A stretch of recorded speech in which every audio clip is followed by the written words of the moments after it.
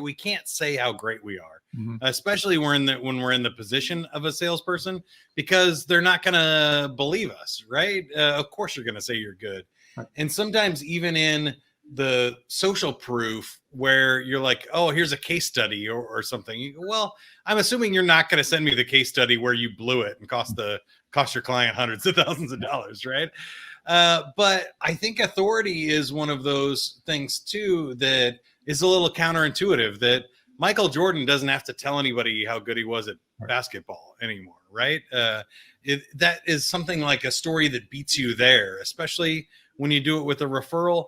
And then also with the way you show up. So instead of saying how great you are, maybe you ask a really great question that makes them think, and they go, oh, this person's done this before, to themselves. And they say that out loud. Wow, you really know what you're doing.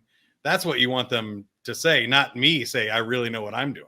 Yeah, absolutely. And that goes back to the homework part, where you are really getting to understand that particular individual, that particular business, to the point where you can ask questions, not the ones that the prospective clients looking at you and saying, you could have answered that if you looked at my website, right? Yeah. So it's not just about throwing out questions and feeling good about it. It's about asking questions that cause you to think differently, but show that I've done my research and I know what I'm doing. So that certainly elevates expertise. There's a lot of things that we can do that can show our expertise. It can be as simple as the credentials on your business card.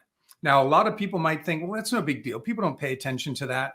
Well, the vast majority of human thinking and behavior occurs at the subconscious. Those things that you think people aren't paying attention to have an impact.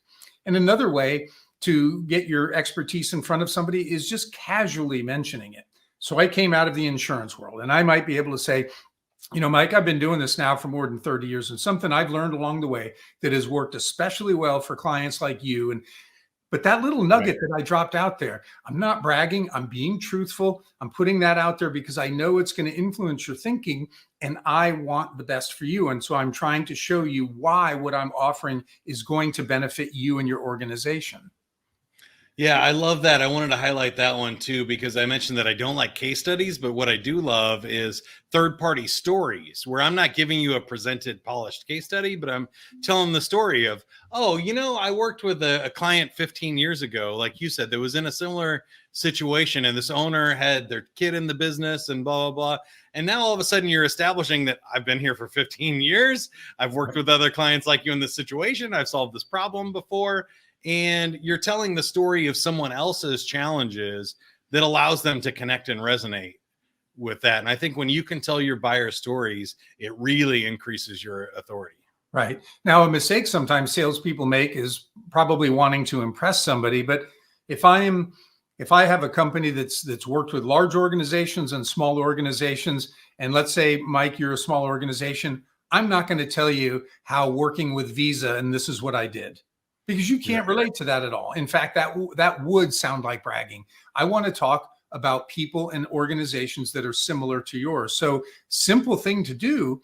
But again, you know that a lot of people will make a mistake trying to look good by putting forth this big client that's irrelevant to the one you're talking to. Love that. Now, there were two more that we didn't get to. Yeah. So the next one that we talk about is commitment and consistency. And this describes the fact that we feel an internal psychological pressure, but also external social pressure to be consistent in what we say and what we do. So when we understand this, one of the first things that we do is we stop telling people what to do and we start asking. Because so often people will say, well, Mike, you know, to finish the quote, I need you to do X, Y, Z. No. I should say, Mike, you know, I want to do the best job possible. In order for me to finish the quote, would you be able to get me your loss runs from the last 3 years? And you say, yeah. And I might say, you know, would you be able to get those by Tuesday? And even if you have to say, no, I've got fallback positions. So I'm very strategically asking these questions that will allow me to get what I need so I can do my best job for you. So stop telling people what to do and start asking. The other thing that we talk about a lot too is the more I've come to know you via the liking principle, then the more I can show you how what I'm offering aligns maybe with what you already believe or what you value, what is important for your business, because it's easier for you to make a decision that's in line with that versus having to make this great big change in order to do business with us. Go ahead. I was going to jump in. Have you read The Trusted Advisor by Charles Green? Not by Charles Green. I read Trust Agent is what came to mind. Chris Brogan a number of years ago. Oh, awesome. I'll have to check that out too. Yeah, this one's been around for at least 15 years or so, but he talks about how you build trust, and part of that is the likability, part of it is the credibility, and then the reliability. But all of that is divided by your self-orientation. How selfish you're being in the situation. And I'm hearing a lot of those same principles from you, and I like that they're laid out in that way, that you're thinking about what is increasing this likability, what's increasing your trust and credibility, and certainly consistency and showing up is one of those things.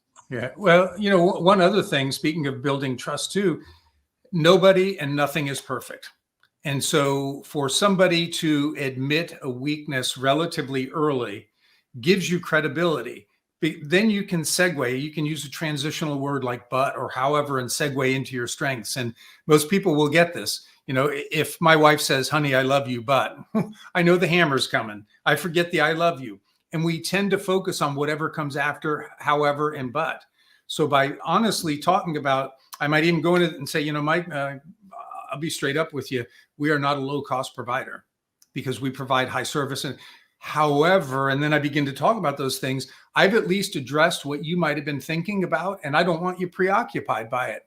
But I've gained trust as somebody who's honest because I'm putting forth what I already know is a weakness. Yeah, I love that, disarmingly honest. Now, did we get to number 6? I was listening and not counting. No. So number 6 is the principle of scarcity. People want more of what they can have less of.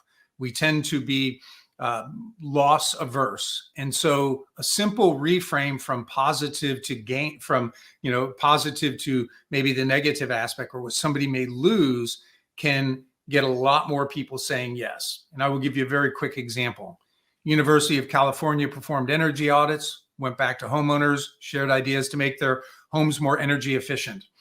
In one sample, they would tell people, if you do these 5 things, you'll save an average of $180 on your electric bill next year. Of course, everybody likes to save, so that's good.